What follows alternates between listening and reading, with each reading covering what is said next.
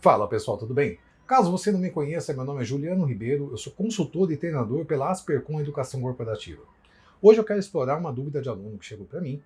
Ele perguntava um pouco sobre como lidar com estimativas e prazos, por que um não encontrava muito bem com o outro e como resolver essa questão no fim das contas. Vou explorar um pouco essa questão nesse vídeo.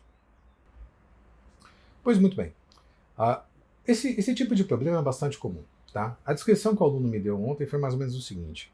Ele comentou, olha Juliano, eu tenho um time que ele faz estimativas usando story points e usando Planning Poker como uma dinâmica para poder fazer esse trabalho de alinhamento e sair com as estimativas. Mas acontece no meu cenário de, por exemplo, eu ter histórias com 5 pontos que se comportam como sendo uma de um ponto. E eu tenho, às vezes, histórias de 5 pontos que se comportam como as de 13, que levam mais tempo do que aquelas de 1. Então, como agir nesses cenários? O que o Kanban traz de indicação para a gente poder ter um ambiente um pouco mais previsível?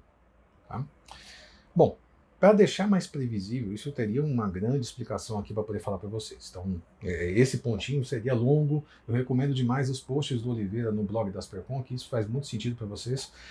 E vamos ter também, a gente vai ter uma live provavelmente logo mais para poder falar sobre isso. Já sobre o lance de estimativa e prazos, quero contar uma historinha. Tem um amigo meu, Marcelo, que ele trabalha numa empresa e ele pegou. Eu não vou lembrar o número exato da amostra, tá? Eu lembro que tinha uma amostra gigantesca de entregas, tá? Eu não lembro exatamente quanto era o valor, mas eu vou dizer que tinha mais de 1000 amostras, só para não mentir aqui, mas eu tenho certeza que tem bem mais que isso, tá? Na minha memória, o que eu conseguia lembrar é coisa de 10 mil, mas eu posso perguntar para ele depois e trazer num comentário futuro. E nessa amostragem gigante, ele tinha ali, então, as histórias que estavam sendo estimadas não em story points, mas em t-shirt sizing. Caso você não saiba, é aquela técnica que o pessoal usa categorizar as histórias ali, as demandas, né, em PMOG. E ali eles categorizavam também as PPs, né, porque eles iam até nível de tarefa, e as GGs, que eles usavam para épicos e tudo mais. Então uma GG sempre precisava ser quebrada, e uma PP talvez possa ser agregada em outra para gerar valor de fato para alguém. Enfim, o ponto era, existiam PPs naquela amostra que se comportavam como uma GG. Existiam GGs que saíam tão rápido quanto uma PP. Então, qual que era o ponto, qual que era o problema, então, nessa conversa toda? O problema é, estimativa de esforço é diferente de estimativa de prazo. Tá? Esforço é diferente de prazo. Por que é diferente? Porque o esforço é aquilo que eu estou imaginando quanto tempo eu levo para fazer alguma coisa. Então, por exemplo, eu estimei aqui para esse vídeo que eu levasse, sei lá, 10 minutos para poder explicar essa coisa toda. Por quê? Porque isso foi uma estimativa. Acontece que isso não quer dizer que 10 minutos após a minha explicação esse vídeo está no ar.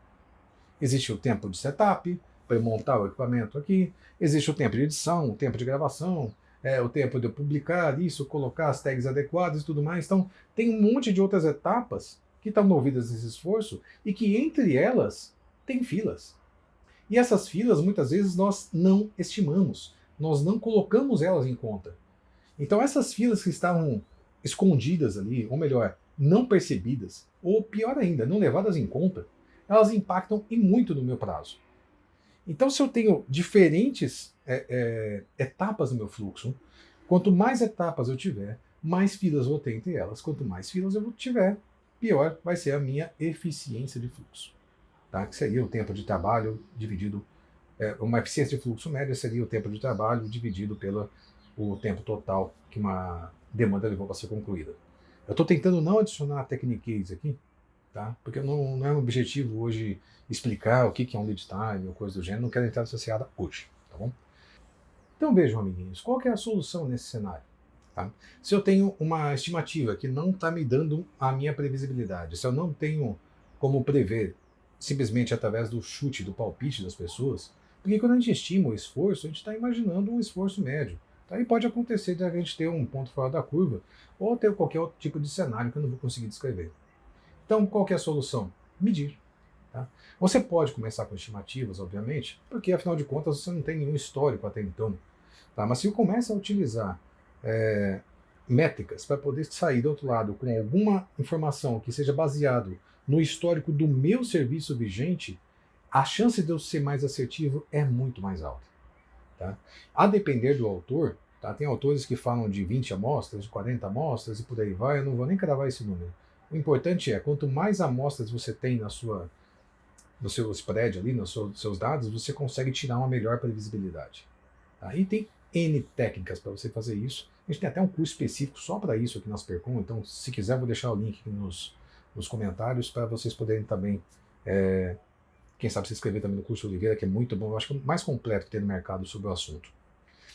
Então assim, se fosse dar uma dica, tá? A dica que eu dei para esse aluno era: comece a medir uma coisa, tá? O tempo entre começar e acabar, em se comprometer e entregar alguma coisa.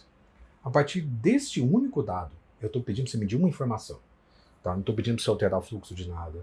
Não estou pedindo para você implantar um novo método, novos papéis, novas reuniões. Não faça nada disso ainda. Tá? Um dia pode ser que você faça, mas agora não. Agora você vai pegar e medir uma única coisa. O tempo entre começar e o tempo entre acabar. E aí entra num acordo com as pessoas que atuam nesse serviço, que é onde começa e onde acaba. Tá? Tendo isso bem marcado, essa política bem explícita de onde começa e onde termina, começa a medir isso sistematicamente para cada uma das cartelas. Você vai ter que ter alguma disciplina para isso, tá? A medir a cada uma das cartelas. E agora, de posse desses dados, você consegue gerar dois gráficos que vão te gerar enormes insights, tá? Que seria o control chart do lead time e o histograma do lead time. Tá? Os dois gráficos vão te ajudar muito a entender um pouco da tendência do seu fluxo, se está caindo, se está aumentando, o que está acontecendo, quais são os eventos e impactos que estão acontecendo no seu fluxo, que está melhorando ou piorando o seu tempo, além do histograma, que vai te dar uma visão bem clara de qual que é o melhor percentil para você se comprometer, para você começar a olhar os seus dados de maneira mais estatística e começar a entender que existem percentis que eu posso ter de confiança. Então eu posso passar prazos agora para as cartelas, não mais dizendo simplesmente: olha, eu vou entregar uma cartela em 5 pontos. Eu posso dizer: eu entrego em 4 dias com 80% de confiança, com 75% de confiança, baseado no meu percentil que eu consegui tirar do meu histograma. Eu realmente espero que essa dica tenha te ajudado, que esse vídeo tenha te encontrado bem. Estou tentando fazer vídeos mais curtos, então deixa nos comentários se você gosta mais de dicas mais direto ao ponto.